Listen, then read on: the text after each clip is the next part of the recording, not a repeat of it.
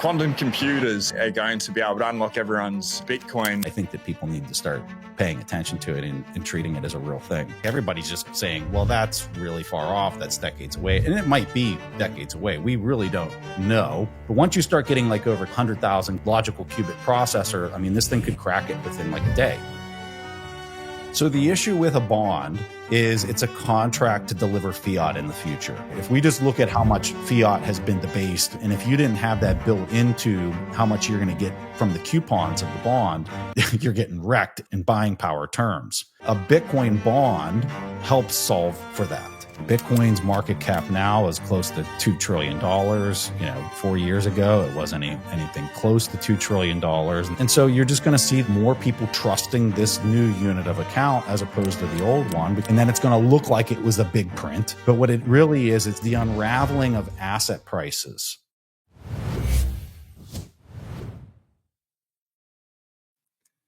G'day Bitcoin, welcome back. I'm your host Sean Clark, and today we have a really remarkable guest. Imagine walking into your military barracks and realizing you've been living with a dead rat for months, or strapping yourself into a plane that's about to plunge into freefall on purpose, or just holding onto a piece of paper in your wallet every single day as a constant reminder of where you're going in life.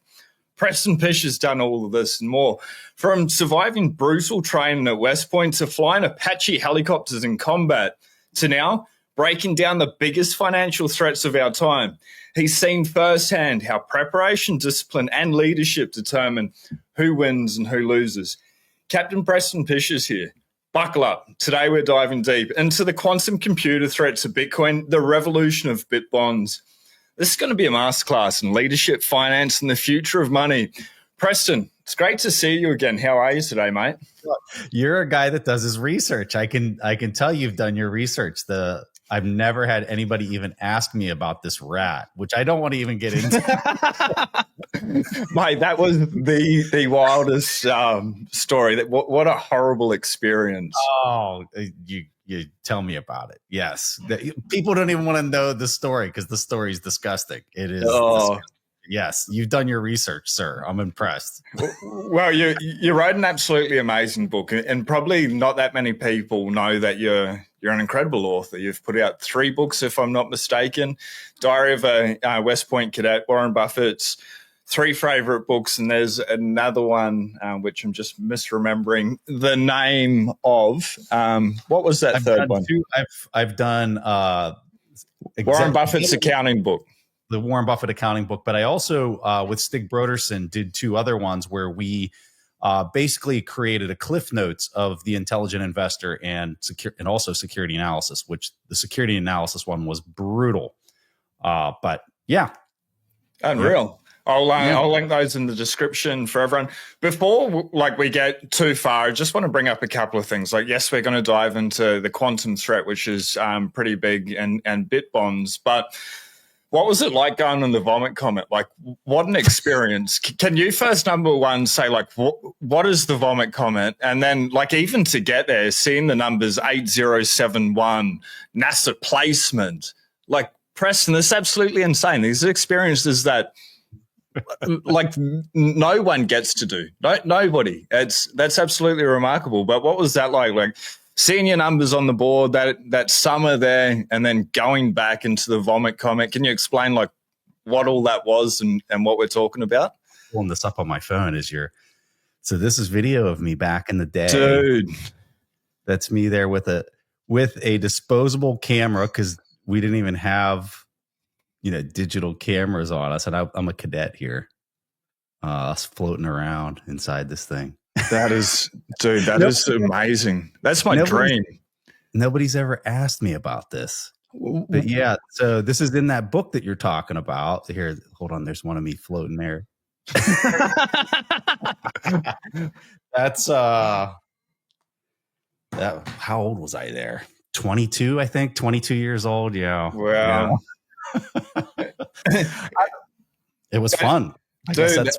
And to be able to get there, you needed to present. What was it? NASA with an idea of something that could potentially be up in space and as the autonomous shadow. like that whole journey, it's so insane, it's so bizarre, but I guess that comes back to, like, obviously in the book you're saying when you're younger your grades were absolutely rubbish, you went to your uncle, you saw him fencing and just like the discipline stuff, you're like, I want that, and then you just sort of turned your life around, you pivoted, and then since then, like, I think the proof of work's just built on itself. Let's come back to that.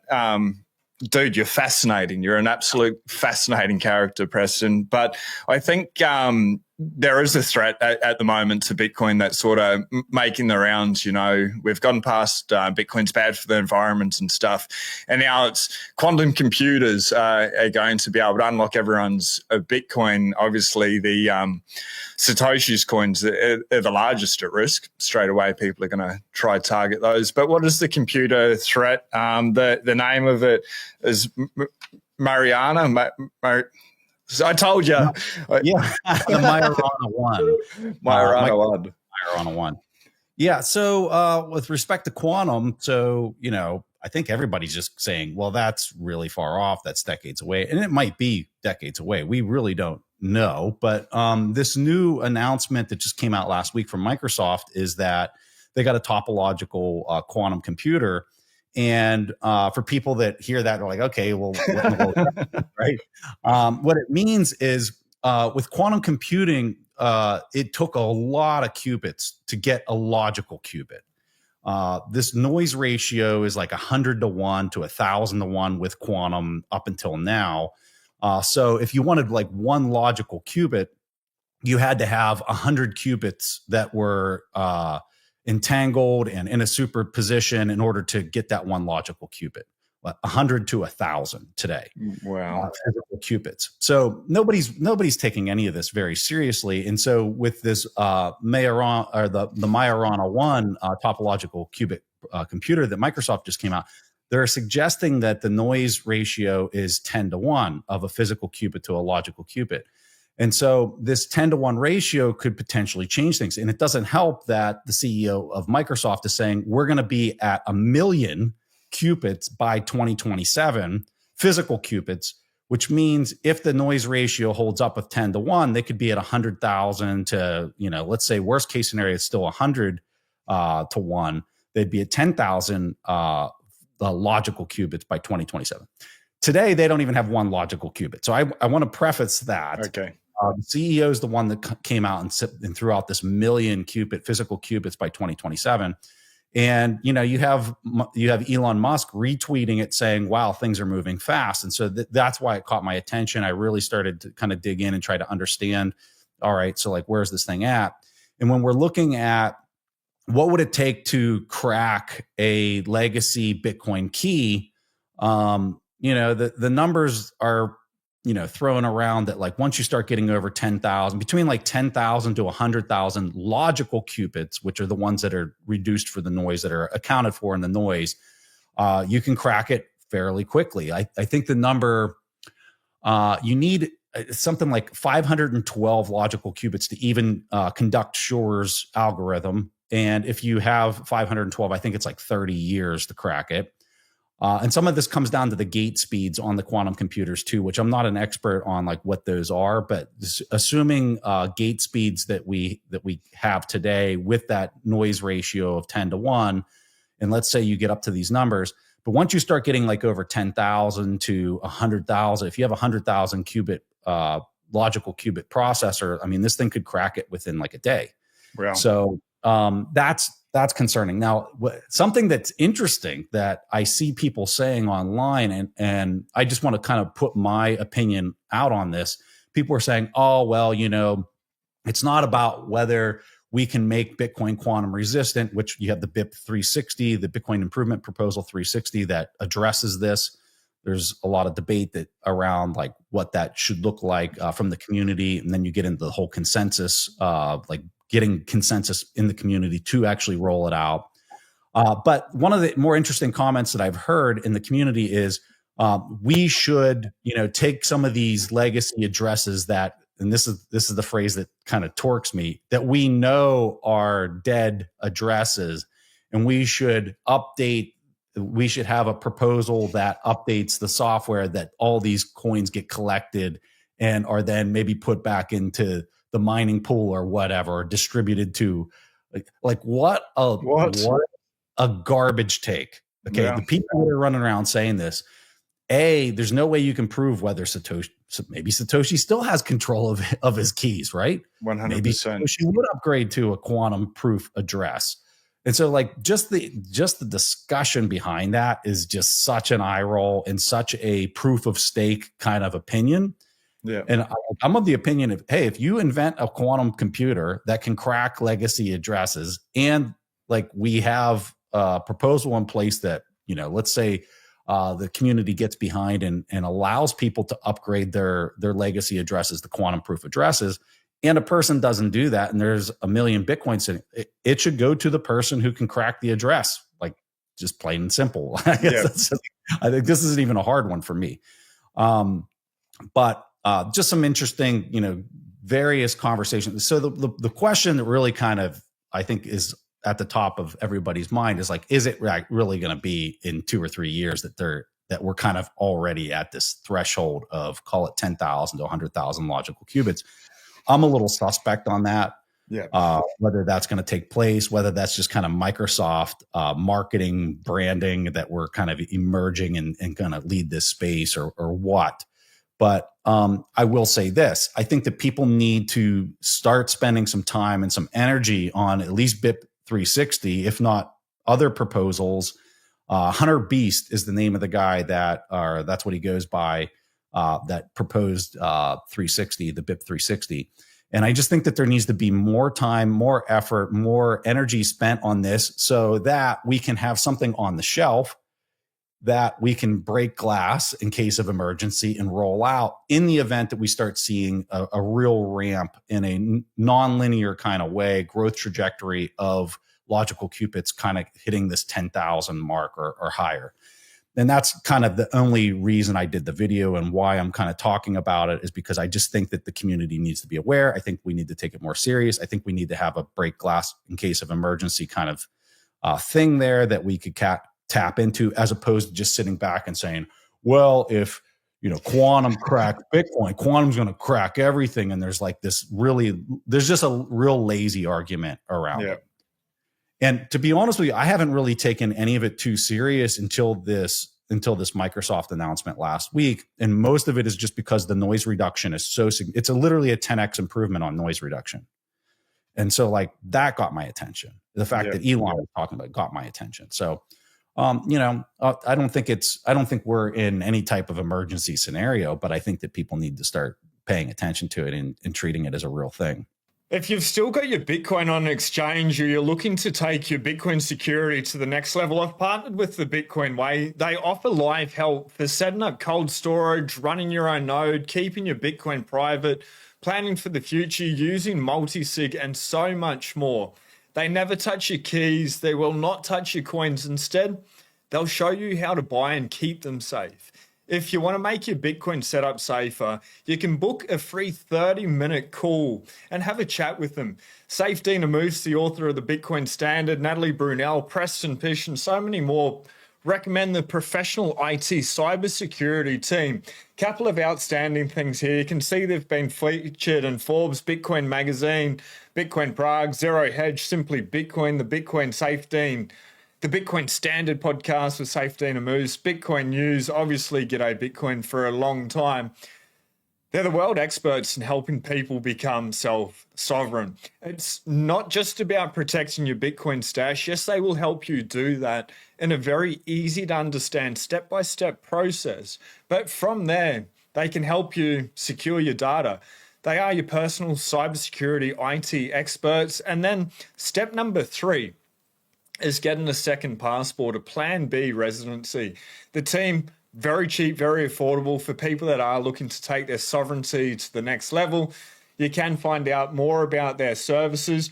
When you first log in to their website as well, they have got a free 3-minute quiz to allow you to check if you are doing your cybersecurity, your setup correctly. I urge everyone to jump onto the bitcoinway.com. I have put a link into the description for everyone. could not recommend them enough. I've used them personally before I ever partnered with them for the channel, friends and family. They asked me to help them out. I'm like, go to the world experts. That is the Bitcoin way.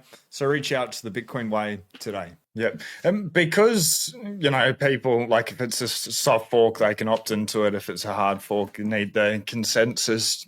Do you think like there's a possibility of this potentially dividing the community similar to the hash wars, or people are just going to realize, hey, we need to come together. We need to be able to protect what's been built over the last 16 years and really rally behind? Or have we got too many like different actors here now?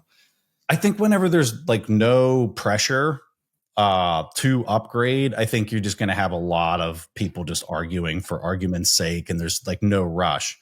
I think if there started to get like, let's say we had a quantum processor come online that had 1,000 logical qubits, I think you're going to see the community start to kind of ramp their interest in a solution and try to really kind of campaign for one solution or the other.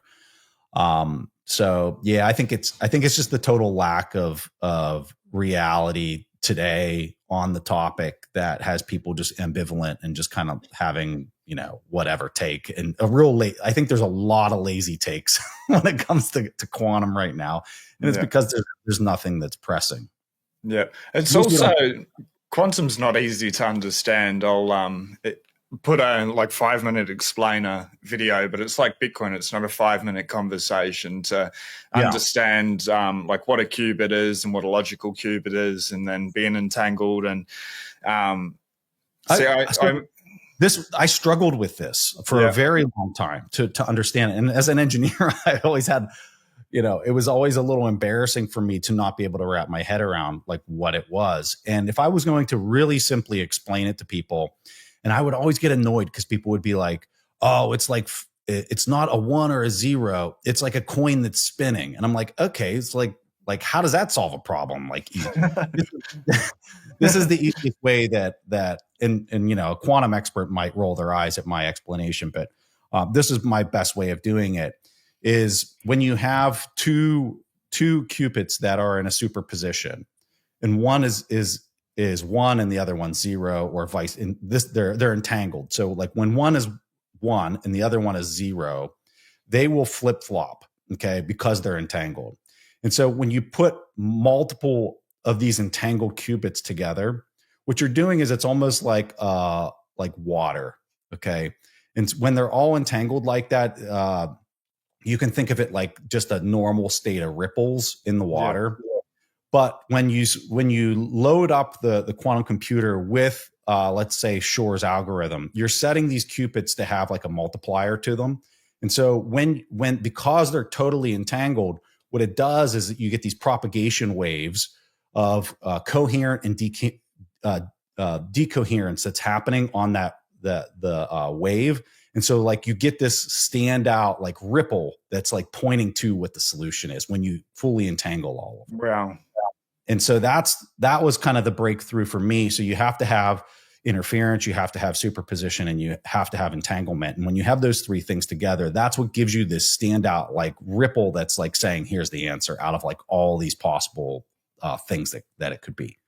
But that's Preston's 101 like cliff notes, and I could be completely wrong in the way I described it, but that's how I try to understand it. That, after trying to understand it for a little while, it's sort of the first time that it visually can make sense to me. I think you've done an incredible job. Like you I'm going to mess it up, but you got like an engineering background. You graduated like from engineering. Do you reckon that has helped you to be able to understand these type of things and then break down those like complex topics, like whether it's qubits or Bitcoin or what the Fed's doing? Like you really have done an amazing job with your channel and who you are, is making that information accessible to the mass market. It's a very unique skill. Like where'd that come from in your life? So I would say it's the engineering mixed with the being a military officer. When you kind of combine those two things together, I think what it's done is the engineering helps you to think through first principles. So you're looking at, okay, there's this problem that I'm trying to solve for in my environment, and I want to make it easier, or I want to be more productive with this thing that I'm trying to control inside of my environment. That's the life of an engineer, is to try to engineer something that's more useful, more efficient, or whatever. The challenge is how do you sometimes explain really complex ideas to a general audience, especially you have to have your ego removed, because there's a lot of people that like to explain things as complicated as possible because they want to sound smart. Yeah. And so in the military, you get a real fresh dose of when you got a big ego and you're trying to explain something to your soldiers or your boss or whoever, the BS flag gets thrown immediately. It's just like, wow, you couldn't have made that more complex. I feel so much stupider now that you explained it like that. Is like kind of the response that you'd get from a soldier or your boss or whoever. Is like, you got 30 seconds, like explain this to me, like truly break it down. And so in the military, that's of the culture, is like nobody's impressed by how complex or how fancy you can explain something. They're impressed by how simply and quickly you can kind of get to the point. And because you might only have 2 minutes with, especially when you're briefing somebody very high up, they might have 1 minute to hear what you have to say, and you better get your point across, or you're just not going to be able to get what it is you were trying to get. So I think those two things kind of combined has kind of groomed me to kind of take on this approach of taking complex ideas and trying to make them more accessible to a general audience. Yeah, you've definitely learnt the lessons and doing an incredible job teaching and paying it forward, Preston. Bitbond's pretty fascinating. I've got two parts to this question that I want to dive into. First, would you be able to explain sort of like what they are and the general concept? It can just sort of be a high level overview, and then specifically if they were to be accepted, if they're like, yes, this is a great idea, and say the US government or whatever, large nation state companies and stuff want to run with them more, but specifically, I guess, the US, if they were to go like, yes, this is a great idea, what the outcome would be on traditional finance and Bitcoin. Don't touch on the negative side of things. I want to follow up with that. But just best case scenario, everyone's like, yes, Bitbonds, like this sounds like an amazing idea. What are they, and how amazing could they be? So the issue with a bond is it's a contract to deliver fiat in the future. And so if you're dealing with a very inflationary environment, or you're expecting the issuer of that fiat currency to heavily debase it, entering into a contract where you are getting that back at 10 years or 20 or 30 years into the future creates a ton of risk for the person that's looking to buy that. That's giving up their cash today, their fiat today, for fiat of the future, right? If we just look at how much fiat has been debased on an M2 standpoint over the last decade, it's been very aggressive. And if you didn't have that built into how much you're going to get from the coupons of the bond, like you're getting wrecked in buying power terms. And so a Bitcoin bond helps solve for that, for the buyer and for the issuer, because the issuer is going to have a hard time selling it if all the buyers are saying, well, I don't want to touch that thing, especially if I get paid back 20, 30 years from now. The short duration bonds, it's not a big deal. Like if it's, if you're getting your fiat back in a year or 6 months, it's not a big deal for the buyer or the seller for the most part, as long as the debasement isn't too bad, because they're only impacted by a short amount of time. And so like, look at what Janet Yellen was doing over the whole past year. It was something to the tune of like, I want to say it was $5 to $7 trillion of issuance that's coming due this year, because everything that they were issuing was short duration of a year, because they knew that nobody would gobble up or buy anything with 10, 20, 30 years. So this is where the Bitcoin bond is important, is because let's say, and I like to use really small numbers, just let's say you were going to issue $100 bond. I need to raise $100. I don't have it. So I sell you a bond for $100 and I'm going to pay you back in 10 years from now. That same $100, I'm going to pay it back. But in the meantime, I'm going to give you 5% in coupons every year. on that 100. So I'd basically pay you $5 every year for 10 years. And then at the end of the 10 years, I got to give you the $100 back. That's how a normal bond functions. And again, that's all in fiat. A Bitcoin bond, the idea is that you would take, call it 1% of the cash that I would raise when I initially sell you the bond. I sell it to you for $100. I take $1 of that. I buy Bitcoin. I continue to hold that Bitcoin for the whole 10 years. And then at the end of the 10 years, I give you the $99 back. I gave you all the $5 coupons in between, right? I give you $99 back, and I give you however much Bitcoin that bought me 10 years ago with the $1, I give you that Bitcoin as well. And so you can see how it's hedging. That Bitcoin is hedging the debasement of that $99 of fiat over those 10 years for the person who is squatting on this bond for 10 years. And so what does this do? So let's say that I'm issuing 2 bonds today. They're both 10 years, right? And you as the buyer have this huge expectation that inflation, that I'm going to debase the living heck, or the government's going to debase the living heck out of this fiat.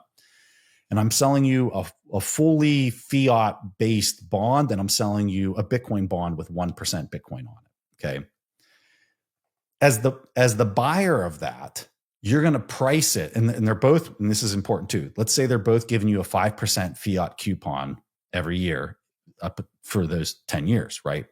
Which of those 2 bonds are you more likely to buy, right?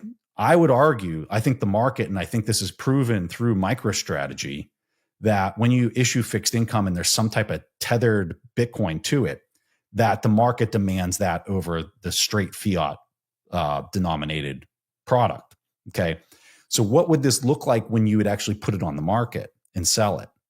So if we had these 2, I would imagine that the Bitcoin bond might sell to the person who's selling it, right? I'm selling this to you, would buy it not for 100, they might buy it for $101. Okay. So I got a premium on even though I only have to back it 99 to 1, that extra dollar, because it was super desirable, I get to pocket. Okay. The other one that I'm issuing that isn't backed by Bitcoin, if I'm in a market and I'm trying to sell these, right, that one might sell for $99 on the market when it's issued at a discount because nobody wants to buy it. Yeah. I still have to pay back the 100 and that. But what happens is, from a coupon standpoint, the yield, right? The yield on these bonds are 5% if they're issued at market at 100. But if they're issued at, let's say, make the numbers just more dramatic. Let's say I was able to get a premium of 110 on a bond that has a face value of 100. What happens is that coupon isn't 5%. The coupon is reduced because of the yield that I'm already collecting, right? So what happens is the yields go down when it's more desirable. When it's less desirable, the yield is actually higher because I only raised, instead of raising the full 100, I raised $90 with the one that's less desirable. So I'm actually paying a higher rate because I got to pay back the whole 100, even though I got 90 at the issuance. So long story short, and I know that there was a lot of examples there, but what I think it would do is it's going to drop interest rates for the people that take this on. And right now, there's nothing that people need more than interest rates to be reduced. Look at the US government. They're approaching $1 trillion in interest alone based on the current interest rates. But let's say they start doing Bitcoin bonds and there's a lot of market demand for that. That interest rate that they're paying could maybe be 700 billion or 600 billion or whatever, because there's so much market demand over everybody else out there that's just issuing fiat-based instruments. So that's kind of like the math behind it. That's kind of the logic behind it. There's nothing real fancy about it. I argue that local governments especially need it, because think about if you're in the state of whatever, truly, yes, right? They can't control. I completely agree. Yeah, they can't control the fiat. Where at the federal level, at least here in the state, or the local level, they have to deal with whatever the higher level government is doing with that local fiat currency. So they have to be way more responsible. They have to be more creative in how they're raising funding and dropping interest rates. And so where I think this idea is really ripe is more at the local or state level or municipality level to start experimenting with. Yeah, we've got a state here in Australia called Victoria. It's absolutely beautiful landscape and stuff. Like the rainforest and stuff is incredible, but they get in the news for all the wrong reasons. As you know, the worst lockdowns during the pandemic and stuff, very totalitarian. And I think due to some different wrong turns over the years, they've ended up broke.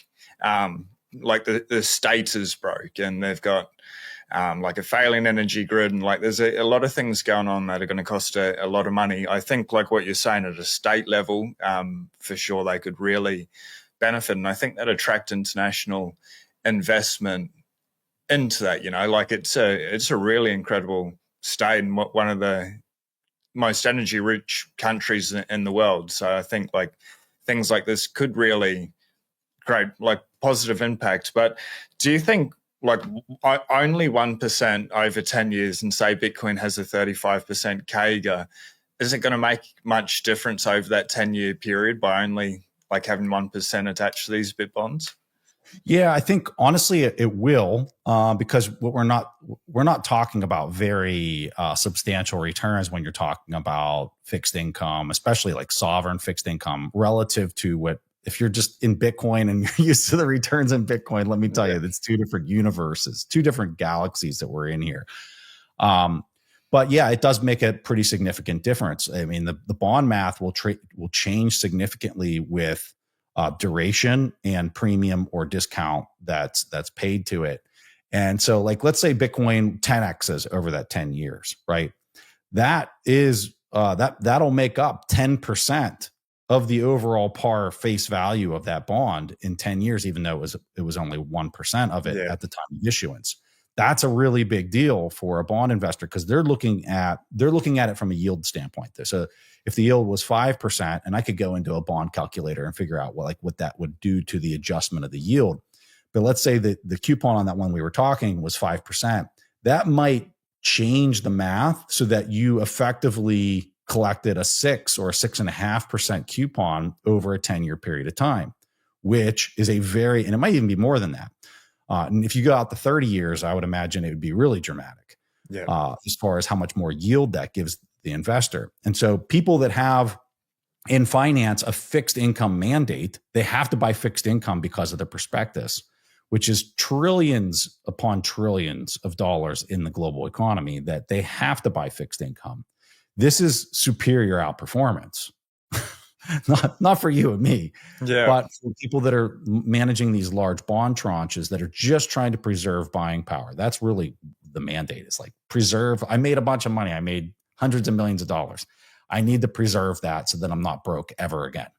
That's why these buckets exist, is because a lot of people, they don't have to knock anything out of the ballpark. They just got to keep what they've got and not lose it. And so something like this will outperform other types of fixed income securities.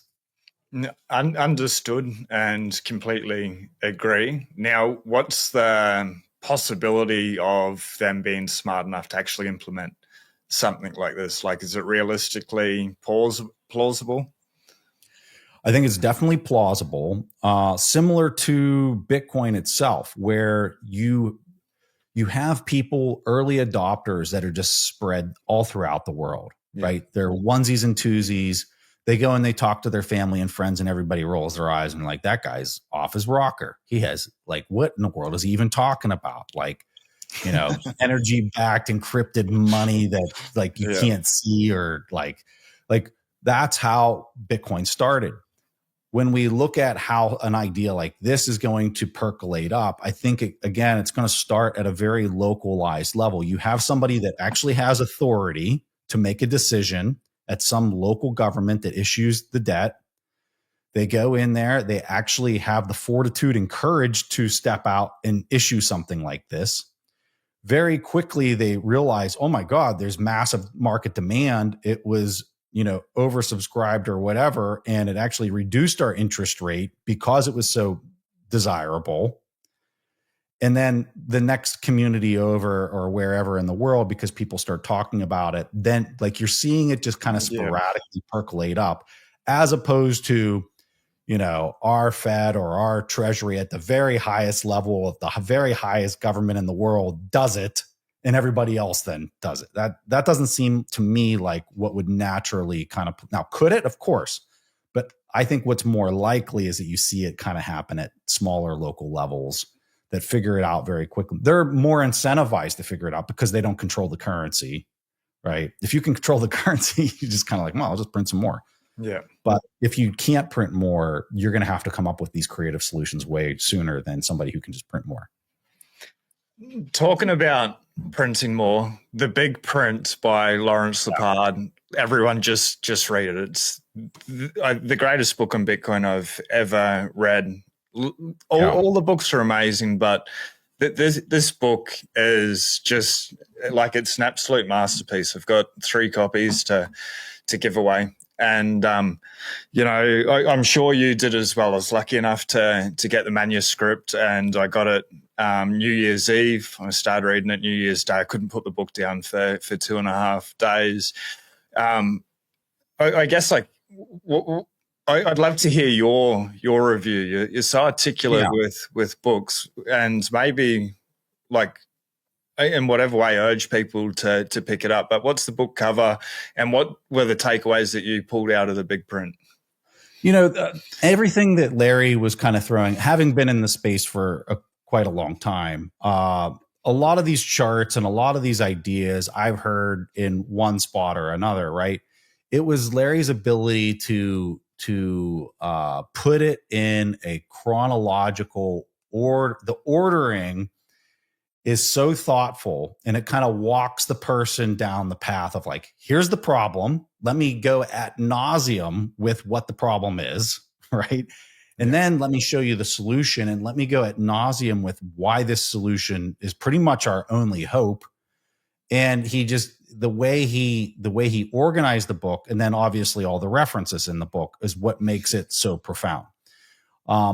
This is similar to Seyfedin's book, right? This is the kind of book that you can hand if you got somebody who's like, I just don't understand it. I've tried, I don't understand. You can hand them that book, and you can kind of walk away. And if they actually do the work, which is the only way people are actually going to ever learn something, is if they actually do the work.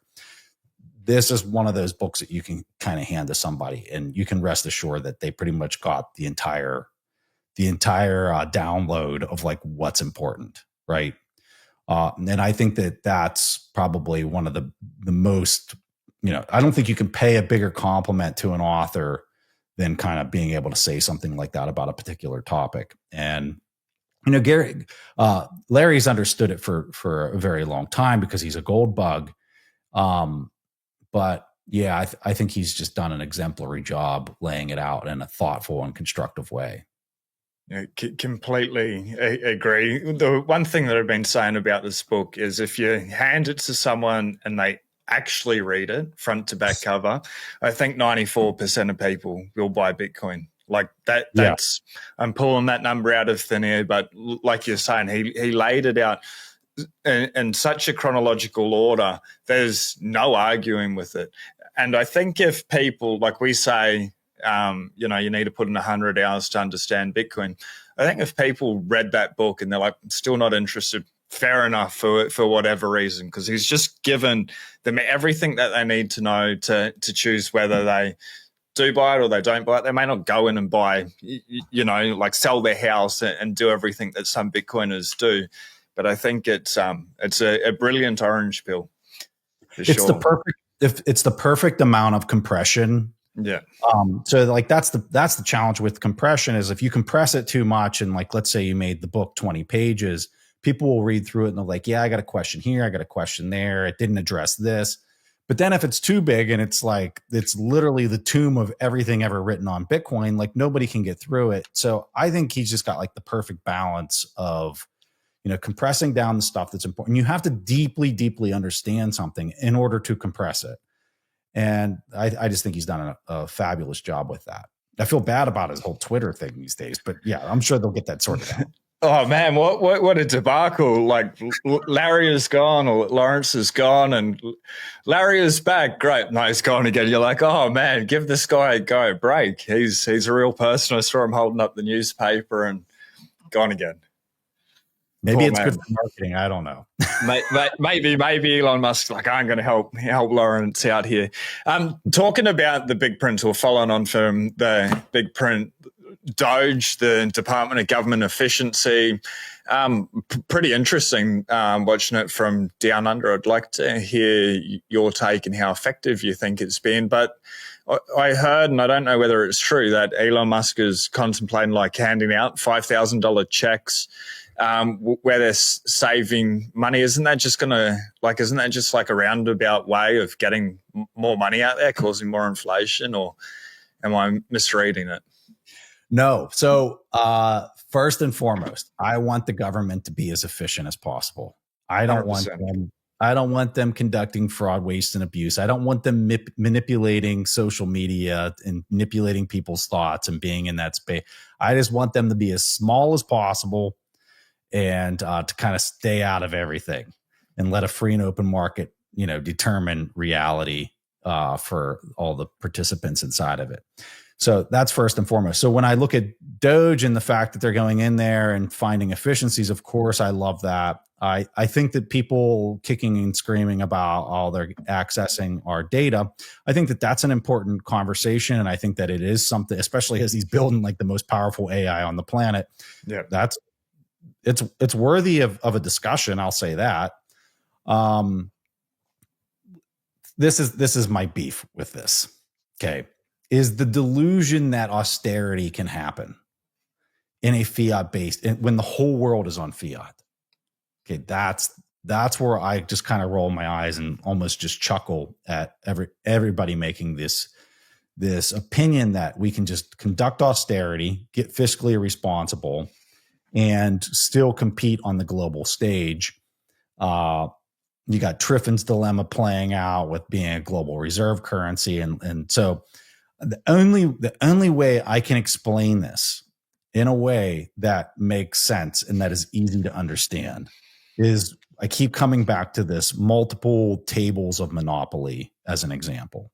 It's the only way I can describe it that people understand like what I'm talking about, because people hear me say these things and they're just like, oh, so he doesn't want austerity. He doesn't want the government to spend less money. It's not what it is.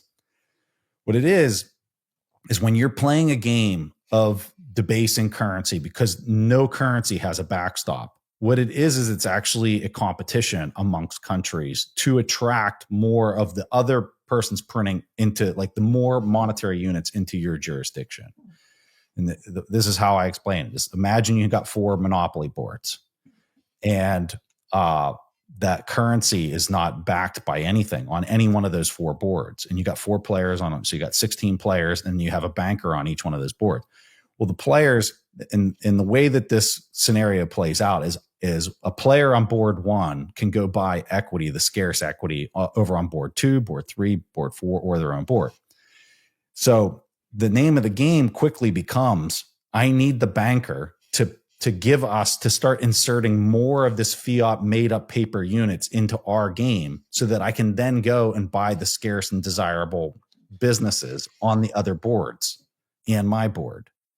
And if they're not printing fast enough, let's say the banker over on board 2 is just flooding their system with freshly printed cash. What happens is everybody on board 2 starts winning the global game because all they're doing is they're taking their freshly printed cash. They're getting debased locally, right? Their money's becoming worth less. But globally, they're becoming more power and they have the first right to go over to board 3 and start gobbling up and buying all the scarce desirable because there's only so much equity on the board. And so as soon as Doge went, like I literally made a video that I posted on X about this. I said, in the video, I say, I'm all for this. I think it's great. But my only question is you can't conduct austerity and still compete on the global stage. So where's the printing going to happen and how are they going to insert it into the quote unquote game? Right. That was the question I posed in the video. Yeah. Lo and behold, it was a week later that Elon Musk comes out and Trump and said, we're going to print $5,000 checks and mail them to everybody. Okay. Because if you're not doing it via QE, you have to do it via UBI. Those are pretty much the two ways to insert it. And so in the Monopoly example, I know this isn't a global game that everybody plays, but if you're familiar with it, this will make sense. It's like when you're going around Go, that's basically like UBI. And if you're doing QE, it'd be like the banker going to the four people sitting at the board and saying, all right, I'm going to buy these three properties from you at this elevated market price and insert the cash into the game that way. And then the government or the banker would sit on that equity. Yeah. Right. And then they might sell it back into the game. So that's QE. And so those are the two ways that they can insert more liquidity into the game. And if you're not playing this game, this global game, which the game is debase the money as fast as you can without ticking off another country that they want to go to war with you, and do that better than everybody else. And the US has dominated this game. They've dominated this game. So watching, the US say, oh yeah, we're going to go through these austerity measures and we're going to start reining in the number of dollar units in the system is the most laughable thing on planet Earth to me, as I'm hearing that, because you can't, it's the global reserve currency around the planet. So you really think they can suck those units out of the game without it having deflationary impacts on the price of everything? Of course they can't. So, those are some of my thoughts on Doge. Yeah, I think that sums it up pretty well, Preston. And so, like, what's the outcome? Like, they go through austerity measures, or they pose, they put the picture out that they're doing austerity measures. They get that money out, but they try not to have people notice or talk about it, and they just kick the can down the road a little bit before the big print comes? Or is it that's just going to be the start, like inserting these $5,000 checks, and then it goes into QE, and then we're off to the races? Or my opinion is the big print's already happened, and it's just continuing to happen. Yeah, nonstop. And, it's nonstop. It's happening anywhere from. I just interviewed a guy who's really an expert on global liquidity, Matthew Mashinskas, and he's saying the number's 12% globally. Anywhere from like 12 to 13% is how many more monetary units the globe is collectively putting into the system. And so I think that number is pretty accurate. And so the big print is that they've been doing this for decades, and they're going to continue to do it until a better system kind of manifests itself, which, and you and I think that's Bitcoin. And so go back to the original question that you were asking. I'm sorry, I got a little distracted on just, the inevitability of the big print. But I think, you sum that up. They've been printing since 1971, really. Yeah. Yeah. And it's a gradual transition over to a new system is, like, hey, Bitcoin's market cap now is close to $2 trillion. 4 years ago, it wasn't anything close to $2 trillion. And then 4 years before that, it was way lower than that. And so you're just going to see this gradual pickup of more people trusting this new unit of account as opposed to the old one, because they're going to slowly figure it out. And then it's just going to become obvious. And then it's going to look like it was a big print. But what it really is it's the unraveling of this. This is the quote unquote big print, is the unraveling of asset prices that have been bid into oblivion because they've been used as a store of value. Okay. Going back to the Monopoly example, all the equity around the board is getting bid to infinity, right? Because it's the only thing that can preserve their buying power as they're playing the game. It gets higher and higher and higher. But let's say the snap of a finger, all the bankers were not allowed to debase the currency anymore, but it was a new type of currency. What you're going to see is, instead of storing things in a risky type asset and assuming that these assets had risk in the game, right, that they could fail and that they could go through bankruptcy, all of a sudden you have more of an incentive to start using this thing that can preserve buying power. And so that flow of funds is going to start getting pointed, because who wants to pay, and Saylor uses this analogy all the time. He's like, who wants to pay taxes on a house, like some grand real estate that has huge OPEX, has huge CAPEX, has, taxes. It has like all these things. It could be hit by a hurricane. It could be like all of these different things that you're using that as a store of value when you could be using something that has none of those things that I just listed, like literally zero of those things that are listed, but it can still preserve your buying power. So that's where the big print is you're going to see people not capitalizing assets as high as they are. And this is another interesting thing you're seeing right now is, and you always see this in, like, if you go to a country that's experienced hyperinflation, what you'll see of the stock market inside of a country like that in their local currency terms is that the stock market, you can't price it high enough in the local currency. But if you look at it in a more stable currency, it's going down. Yeah. Right. And so I would argue that when you're looking at asset prices in terms of fiat currency, they just keep getting bid higher and higher. People are looking at current PE ratios of, call it 35, and are like, I just can't believe the PE ratios are this high. And what they're going to find out is they might just keep going higher in terms of fiat currency. Yeah. They're just going to keep going. These prices are just going to go higher and higher over time. In Bitcoin terms, they just keep going down.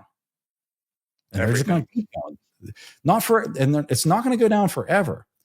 But what's going to happen is in terms of Bitcoin, you're going to get to a point where the PE ratios in Bitcoin terms are a 4 or a 5 or some number like that, and they're going to stop. And then there's maybe going to be some bid put back into the price. But we are decades away from, I have no idea how far away we are, but we're really, really far away from that, like super far away from something like that.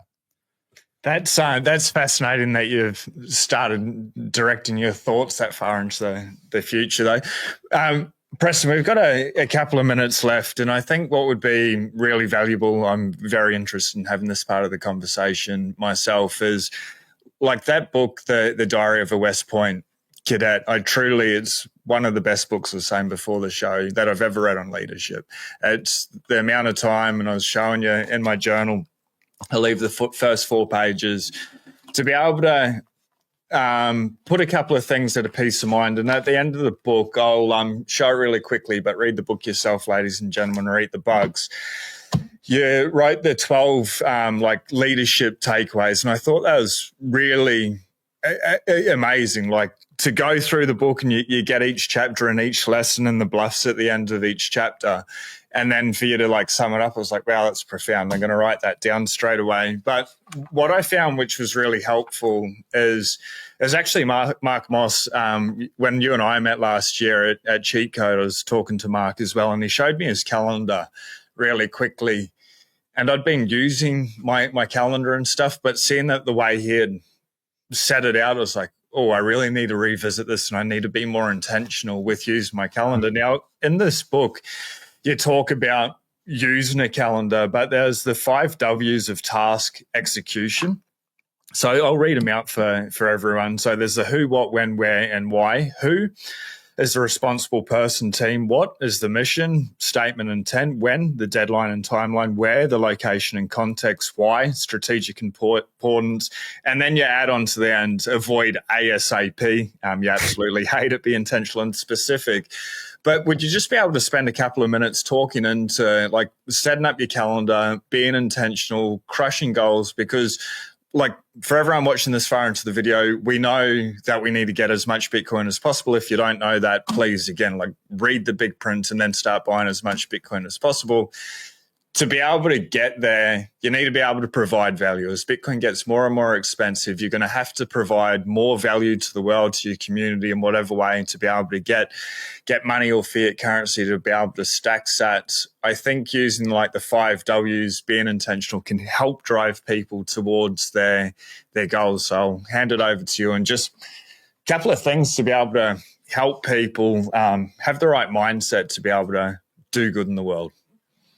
I would just say this. So some people think they can just think things into existence, and that if they just think about something enough that it'll just manifest itself.